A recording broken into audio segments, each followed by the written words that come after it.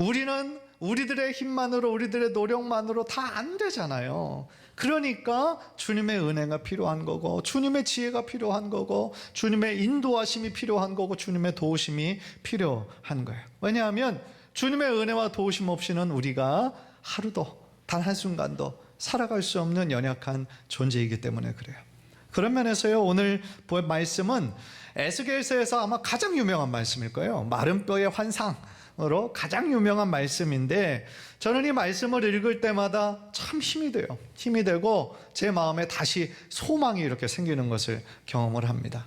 간절히 바라기는 오늘 말씀을 함께 이렇게 나누는 이 시간에 다시 한번 우리의 존재에 대해서 생각해 볼 뿐 아니라 크신 하나님을 다시 한번 붙잡는 은혜의 시간이 되시기를 주님의 이름으로 간절히 축원합니다. 우리가 첫 번째로 오늘 본문에서 발견하는 것은 뭐냐면요, 하나님을 떠난 인간은 마치 마른 뼈와 같다라는 거예요. 1절에서 에스겔이 본 장면은요, 이 골짜기에 뼈가 가득한 그런 모습이었어요. 전에 이곳이 어떤 곳이었냐면 에스겔이 하나님의 영광 가운데 환상을 보았던 그 골짜기에서 이제는 전혀 반대의 이미지를 보고 있는 것이죠. 바벨론의 침략으로 인해서 남유다가 멸망을 받았어요. 수많은 사람들이 죽었어요. 아마 수많은 시체들이 나뒹굴어져 있었을 거예요. 그런데 전쟁 중이기 때문에 제대로 매장하지도 못하죠. 육체는 다 썩어져 없어져 버렸죠. 그 사람의 뼈도 온전히 남아있지 않은 채 비바람에 이렇게 씻기면서 이제는 완전히 다 메말라버린 뼈들만 가득한 곳인 거예요. 여러분들, 에스겔이 그 장면을 환상 가운데 보고 무슨 생각을 했겠습니까? 거기에 있던 수많은 뼈들은 한때는 다 뭐였어요? 살아있는 사람들이었어요. 그런데 지금은 한 무더기의 마른 뼈에 불과했던 거예요. 그러니까 이것을 좀 해석해 보면, 한때 이스라엘에 찬란했던 영광과 그런 위엄을 자랑했던 그 사람들, 자신들만 하나님의 선택된 민족이다 라고 하는 선민의식으로 교만했던 사람들이었지만, 그들이 하나님의 그 뜻에 반대하고 죄악을 범하고 우상을 섬김으로 말미암아, 회개하지 않음으로 말미암아 바벨론 민족에게 침략을 당하고 멸망을 당한 거예요. 아마 그런 일이 벌어질 거라고는 이들 꿈에도 아마 상상하지 못했을 것입니다. 그런데 지금 에스겔의 눈앞에 놓여있는 장면은 말 그대로 마른 뼈의 무덤에 불과했다라는 거예요. 그렇다면 이 마른 뼈들은 무엇을 상징할까요? 11절을 보면 하나님께서 에스겔에게 그것들을 의미를 말씀해 주세요. 또 내게 이르시되, 인자야, 이 뼈들은 이스라엘 온 족속이라. 그들이 이르기를 우리의 뼈들이 말랐고 우리의 소망이 없어졌으니 우리는 다 멸절되었다 하느니라. 이 마른 뼈들은 다 뭐였냐면 이스라엘의 족속들을 의미하는 거예요. 그리고 그 뼈들이 말라버렸다라는 것은 무엇을 의미해요? 소망이 없다는 거예요. 뼈들이 다 말라버렸어요. 소망이 없는 거예요. 마른 뼈에게 무슨 소망이 있겠어요? 이미 생명이 없어진 지 오래이고 다시 살아날 수 있는 퍼센티지는 0%인 거예요. 마른 뼈는 그저 마른 뼈에 불과한 거예요. 아무데나 버려도 전혀 아깝지 않은 쓰레기인 거예요.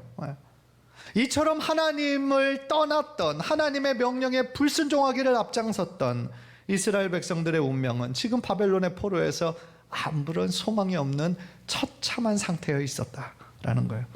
그런데 생각해 보면요, 당시에 이스라엘 백성뿐 아니라 현재에도요, 마찬가지로 하나님을 떠난 많은 사람들의 삶이 다 이런 마른 뼈와 같다라는 거예요. 즉 우리 안에 하나님의 생기가 없고 우리 인생의 창조주이신 하나님을 아직 인격적으로 만나지 못했으면요, 나름 열심히 산다고 하지만 결국 헛된 것들만을 추구하거든요. 헛된 것들을 추구해요. 그것들을 결국 얻었을 때 인생에 엄청난 만족이 있을 것 같지만 그 만족과 기쁨은 잠깐이에요. 어느 정도 시간이 지나면 인생의 허무의 문제는 거죠. 인생의 의미를 깨닫지 못하는 거예요. 허무한 거예요.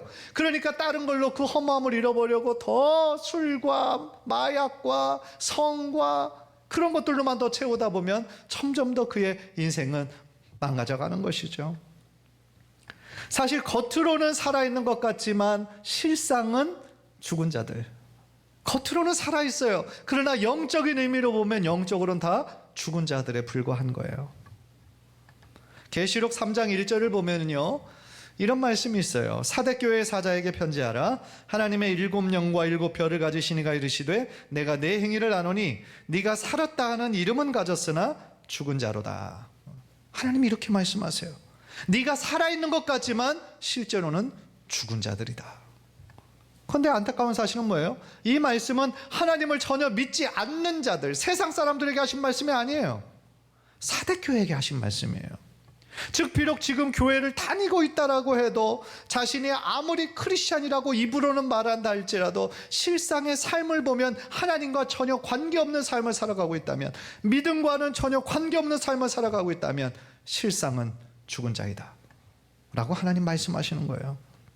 여러분은 지금 영적으로 살아 계십니까? 내 안에 예수의 생명이 있으십니까? 여러분들 마음 안에 성령의 역사하심이 있으십니까? 예. 사랑하는 성도 여러분, 하나님을 떠난 인간은요, 마른 뼈에 불과한 거예요. 우리는 하나님을 떠나서는 한순간도 살아갈 수 없는 연약한 존재라는 거예요. 오직 하나님 안에서만 우리가 삶의 이유와 목적을 발견할 수 있어요. 왜요? 하나님이 우리를 만드신 분이잖아요. 하나님이 우리를 창조하실 때부터 우리 한 사람 한 사람을 향한 하나님의 계획을 가지고 계시잖아요. 우리는 목적 없이 우연히 태어난 존재가 아니에요. 우리는 하나님의 거룩한 목적을 따라 지음을 받은 그런 존귀한 존재인 거예요. 인간적인 모습으로 볼 때는 뭐 내가 잘난 것도 없고 지금 잘 사는 것도 아니고 많이 배운 것도 아니고 별로 존귀해 보이지 않는다 할지라도 그렇지 않아요. 하나님의 눈으로 바라보면 여러분들은 한 분 한 분 너무나 사랑받기 위해 태어난 존귀한 존재다라는 거예요. 그런데 이것을 하나님을 인격적으로 만날 때야 우리들의 삶의 의미와 방향에 대해서 깨닫는 것이지, 하나님을 만나지 못하면 우리는 자꾸만 세상적인 잣대로 말미암아 우리들의 그 비참하고 어렵고 힘든 것만 우리는 바라보게 된다라는 것이죠. 한 절의 바라기는요, 우리 자신의 이 존재, 우리 자신의 실체를 우리가 잘 깨달아야 될 필요가 있어요. 우리는 하나님의 존귀한 목적을 가지고 태어난 존재지만 하나님을 우리가 만나지 못하면, 하나님을 나의 창조주, 나의 구원자로 고백하지 못하면 우리는 마른 뼈에 불과한 인생인 거예요. 따라서 오직 하나님께만 참 소망을 두는 우리 귀한 성도님들 모두 되시기를 주님의 이름으로 간절히 축원합니다. 두 번째로요, 하나님을 떠난 존재가 하나의 마른 뼈에 불과했다 제가 말씀드렸어요. 그러나 우리가 하나님의 손에 붙잡힐 때, 마른 뼈와 같은 소망이 없던 우리였지만 우리가 하나님을 만나고 하나님의 손에 붙잡힐 때에 불가능이 가능케 된다라는 거예요. 할렐루야. 여러분들 따라해 봅시다. 하나님의 손에 붙잡힐 때 불가능이 가능케 된다. 아멘. 하나님의 손에 붙잡힐 때 우리가 다시 살게 되는 거예요. 하나님께서는요, 에스겔에게 이 마른 뼈로 가득한 소망 없는 절망 가운데 있는 그 마른 뼈들에게 그 골짜기 보여주신 후 에스겔에게 이렇게 질문하십니다. 인자야, 이 뼈들이 능히 살 수 있겠느냐? 하시기로 내가 대답하되 주 여호와여, 주께서 아시나이다. 한글에서는 주께서 아십니다라고 번역했지만요, 영어 성경을 이렇게 보니까 오직 당신만이 대답할 수 있습니다, 이렇게 번역했어요. 참 지혜롭게 대답을 한 거죠.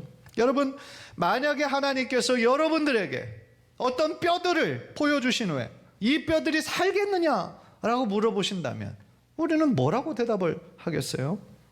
하나님 혹시 농담하시나요? 이 마른 뼈들이 어떻게 살아납니까? 이미 다 죽은 것들인데 어떻게 이게 다시 살아납니까? 이 세상에서 그런 일이 일어났다는 건 우리는 한 번도 들은 적도 없고 본 적도 없어요. 불가능한 거예요. 가능성이 1%도 없는 거예요. 그러니까 우리는 하나님께서 그렇게 말씀하실 때 글쎄요, 우리는 믿음으로 고백하기가 어려울 거예요. 예를 들어서 우리가 요즘 치킨 많이 드시잖아요. 닭 많이 드시잖아요. 그래서 이제 시켜가지고 닭다리를 맛있게 뜯어 먹었는데 그 지금 뼈가 있단 말이에요. 그런데 다시 살아나라, 만약에 하나님께서 외치게 하신다면 여러분들은 그 닭다리를 보고 뼈를 보고 다시 살아나라 하실 수 있겠냐는 거죠.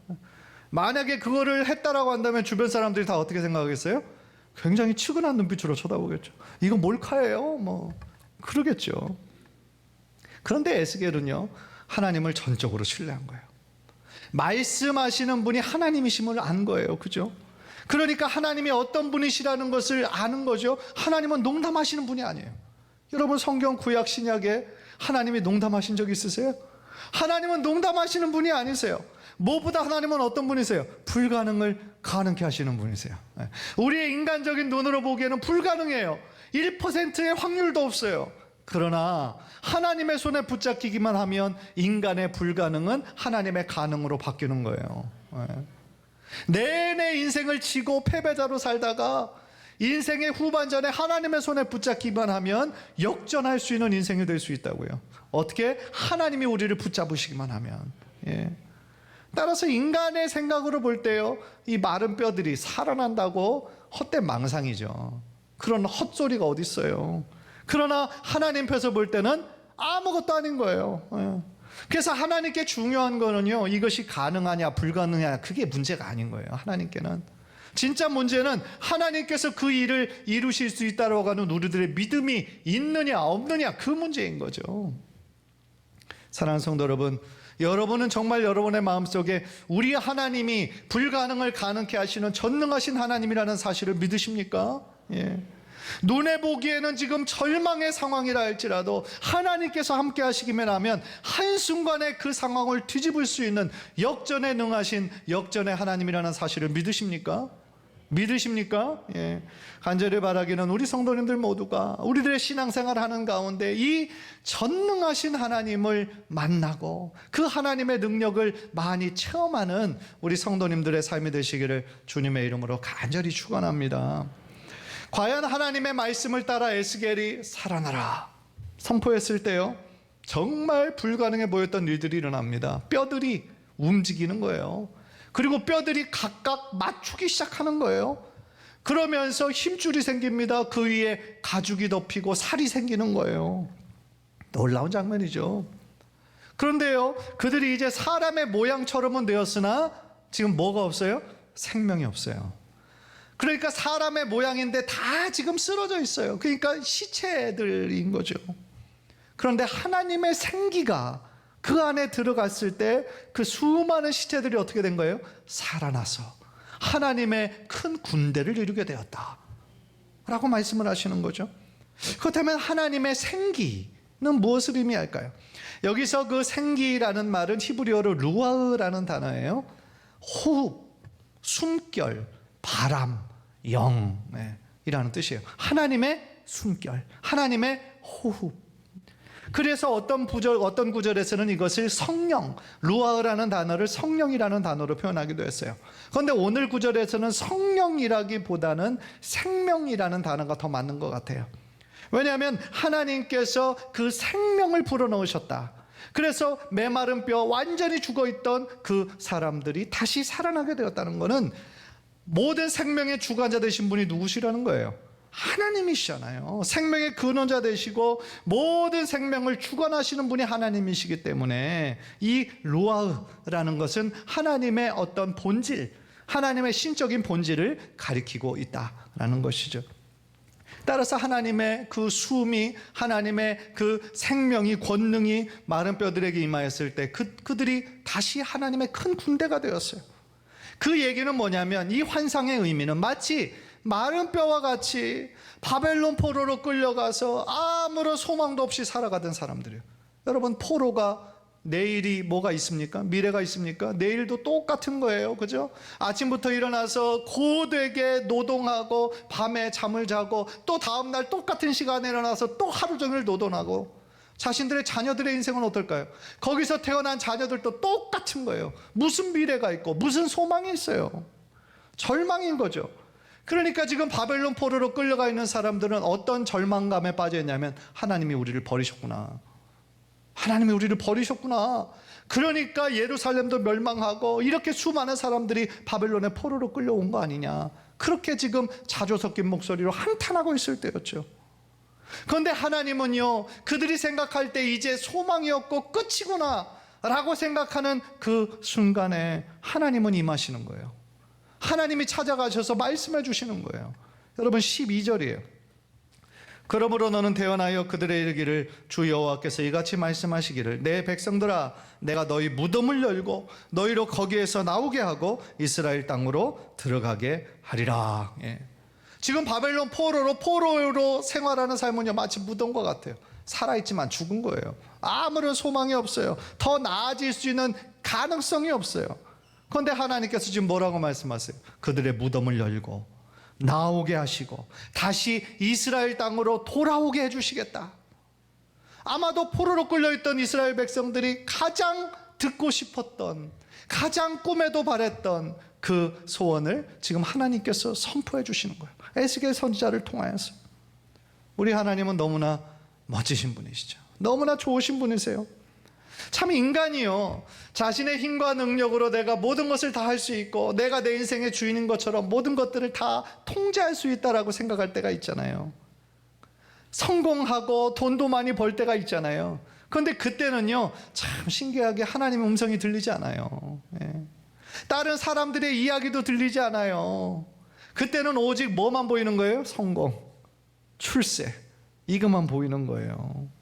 그런데 매번 잘 되지 않잖아요, 우리들의 삶이. 어느 순간 막히고 넘어지고 실패하고 쓰러질 때가 있어요. 그런데 그때서야 하나님의 음성이 들리는 거죠. 우리가 교만하고 잘났다고 생각했을 때, 모든 것이 다 잘 될 때는 하나님이 말씀하셔도 들리지 않았는데, 내가 이제 실패하고 쓰러지고 넘어지고 힘들고 좌절할 때, 그때서야 하나님의 음성이 들리시기 시작하는 거예요. 그리고 그 실패와 고난을 통해 뭘 깨달아요? 아, 내 인생의 주인이 내가 아니구나. 내가 아무리 열심히 노력하고 열심히 일해도 다 내 뜻대로 되는 것이 아니구나. 그걸 깨닫는 거죠. 그러면서 주님의 도우심 없이는 나는 마른 뼈에 불과한 존재구나. 주님의 은혜 없이는 나는 한순간도 살아갈 수 없는 연약한 존재구나 라는 것을 깨닫게 되는 거죠. 그때서야, 그 고백을 우리들의 입술을 통해 하고 나서야 하나님은 그 고백을 들으시고 우리 안에서 일하시기 시작하시고 다시 일으켜 세워주시고 다시 회복시켜 주신다라는 거예요. 어제 이 설교를 마무리하면서 이 찬양의 가사가 떠오르더라고요. 나는 아무것도 아닙니다 라고 하는 그 어논팅 그룹의 찬양이 있어요. 그런데 이 찬양의 가사를 보니까 지금 이 주제랑 너무 잘 어울리는 거예요. 나는 아무것도 아닙니다, 주님의 사랑이 없으면. 나는 아무것도 모릅니다, 주님의 지혜가 없으면.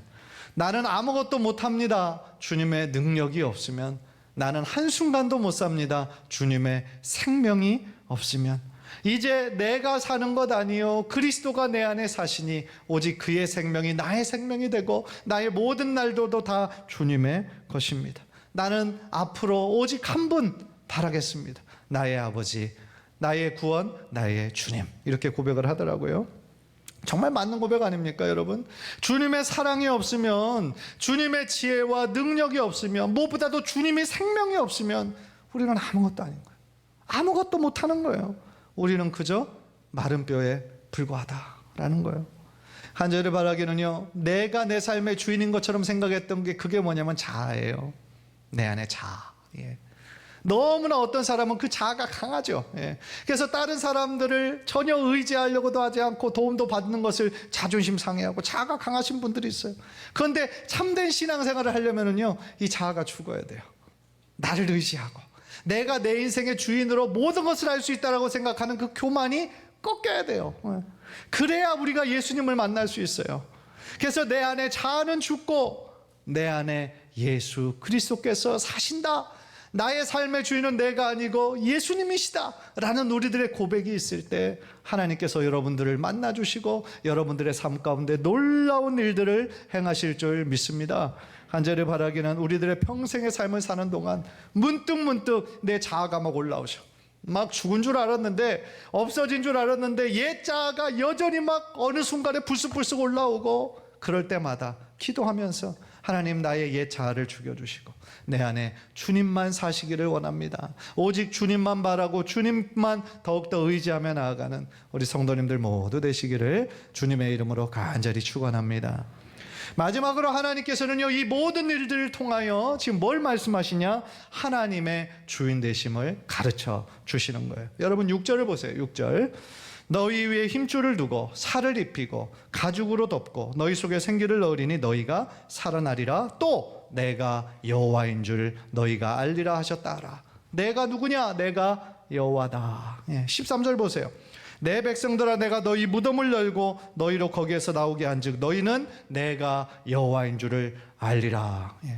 이 환상을 통하여 이 불가능해 보이는 일들을 가능하다라고 보여주시는 이 환상을 통하여 무엇을 지금 증명하시는 거예요? 내가 누구냐? 내가 곧 여호와다. 나는 곧 능력의 하나님이다. 그것을 지금 말씀하시고 계시는 거죠. 따라서요, 이 에스겔 예언서뿐만 아니라 모든 예언서에 뭐가 많이 강조되냐면 하나님의 주권, 하나님의 절대 주권을 강조하고 계세요. 그러니까 이 세상의 주인은 누구시라는 거예요? 하나님이시다. 내 인생의 주인이 내가 아니고 하나님이신 것처럼 이 모든 세계의 정치와 역사와 이 모든 것들을 주관하시는 분도 역시 하나님이시다. 물론 많은 사람들은 강대국들에 의해서 이 세계가 지금 지배되고 영향을 받고 있는 것처럼 보이지만 사실은 보이지 않는 하나님의 권능의 오른팔에 의해서 이 세계가, 이 우주 만물이 움직여지고 있다라는 것이죠. 따라서요, 구원을 이루시는 분은 누구십니까? 하나님이세요. 여러분, 마른 뼈에게 생명을 주시는 분은 누구십니까? 하나님이세요. 우리를 다시 일으키시고 회복시키는 분은 누구십니까? 하나님이신 거예요. 그래서 에스겔에게 이 뼈들이 살겠느냐 물으시고 하나님 뭐라고 말씀하신 거예요? 너희가 살아나리라. 다시 살아나리라 선포하신 것이죠. 그리고 이 모든 일들을 통하여 하나님의 하나님 되심, 하나님이 전능하신 능력의 하나님이심을 온 세상 만방에 선포하신 사건이다라는 거죠. 시편 46편 10절 우리 한번 한 목소리로 다 함께 읽도록 하겠습니다. 시작. 이르시기를 너희는 가만히 있어 내가 하나님됨을 알지어다. 내가 문 나라 중에서 높임을 받으리라. 내가 세계 중에서 높임을 받으리라 하시도다. 아멘. 너희는 가만히 있어 내가 하나님됨을 알지어다. 무슨 얘기예요? 우리 모든 인생의 주인이 바로 하나님이 되어주신다라는 거예요. 네가 주인이 아니다. 내가 주인이다. 따라서 하나님의 뜻대로 행하실 때 우리는 어떻게 되는 거예요? 하나님의 뜻에 순종하고 하나님의 일하심에 발맞추고 하나님만 따라가다 보면 우리들의 인생이 축복의 인생으로 변하게 된다라고 하나님 말씀해 주시는 거예요. 여러분, 오늘 에스겔서의 이 말씀을 통하여서 여러분들은 무엇을 배우시고 무엇을 느끼셨습니까? 마른 뼈와 같은 인생, 하나님을 떠나 사는 인생은 마른 뼈와 같은 인생이에요. 그것이 우리의 실체예요. 하나님 앞에서 그 누구도 잘난 체 할 수 없어요. 그러나 정말 은혜인 것은 그런 연약한 우리를, 그런 소망이 없던 우리를, 죄와 허물 가운데 뒹굴던 우리를 하나님께서 어떻게 하신 거예요? 긍휼히 여겨주시고 우리를 불쌍히 여겨주시고 하나님 구원해 주시고 하나님의 자녀 삼아 주셨다는 것은 얼마나 놀라운 하나님의 은혜입니까? 그리고 계속해서 우리의 삶이 구원의 확신으로 끝나지 않고 계속하여 주님의 십자가를 바라보고 우리들의 믿음이 자라고 성장하고 성숙해지기를 원해서 이 땅 가운데 힘든 인생이지만 풍성한 삶을 살기를 원하시는 하나님의 뜻을 붙잡고 살아가는 것, 그것이 바로 우리 한 사람 한 사람을 만나주신 하나님의 뜻이다라는 거예요. 사랑하는 성도 여러분, 우리가 하나님을 생각하는 그 크기가 우리의 믿음의 크기인 거예요. 여러분, 우리 하나님은 불가능한 것을 가능케 하시는 분이세요. 따라서 우리들의 작은 지식과 우리들의 경험으로 혹은 과학으로 하나님을 제한해서는 안 되는 거예요. 하나님은요, 우리의 지식과 우리의 경험보다, 이 과학의 영역보다 훨씬 더 크신 분이세요. 하나님이 원하시면 무엇이든지 할 수 있는 능력의 하나님이세요. 우리가 보기에 불가능해 보여도 하나님께는 아무것도 아닌 거예요. 간절히 바라기는 우리 성도님들 모두가 우리 인생 살면서 이제 하나님이 나의 인생의 주인이십니다. 주님의 뜻대로 이루십시오. 우리가 하나님께 붙잡힌 인생을 살기로 다시 한번 다짐하고 결단하는 인생이 되어서 하나님께 큰 영광 올려드리시는 귀한 성도님들 모두 되시기를 주님의 이름으로 간절히 축원합니다.